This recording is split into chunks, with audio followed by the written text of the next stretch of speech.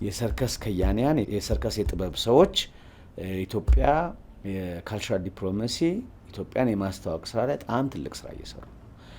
ሰዓሊዎች እንደዚሁ በየአገሩ ኤግዚቢሽኖችን ያቀርባሉ። ስዕል እንግዲህ የጥበቡን ጥልቀት ያሳያል። ይህን ተጠቅመው ሰዓሊዎች በጣም ትልቅ ስራ እየሰሩ ነው።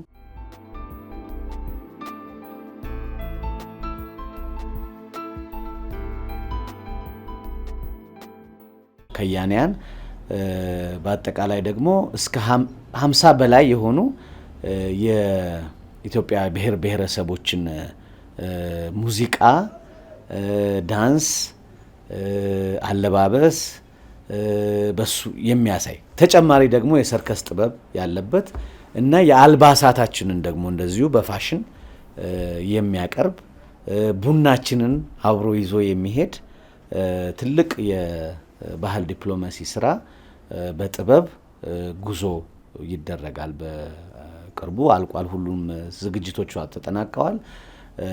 በቅርቡ እንግዲህ ያ ጉዞ ትልቅ የሆነ የጥበብና የባህል ዲፕሎማሲ ስራ ይሆናል ብለን እንጠብቃለን።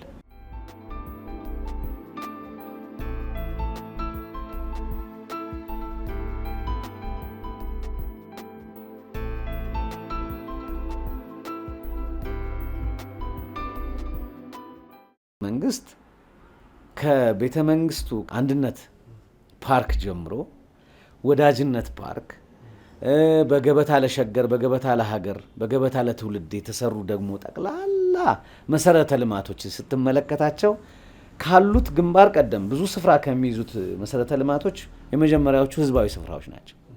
ከህዝባዊ ስፍራዎችም አምፊቲያትሮች፣ የጥበብ ማሳያ ቦታዎች፣ ሰፋፊ የጥበብ መድረኮች ለምሳሌ በወዳጅነት ፓርክ 20,000-30,000 ሰው በላይ ሊይዝ የሚችል መድረክ፣ የሙዚቃ ማሳያ ቦታ፣ እንደገና ደግሞ አምፊቲያትር፣ ትልቅ አምፊቲያትር። አሁን አምፊቲያትሮቹ እውነት ለመናገር አዲስ አበባ ውስጥ ከ15 በላይ ደርሰዋል።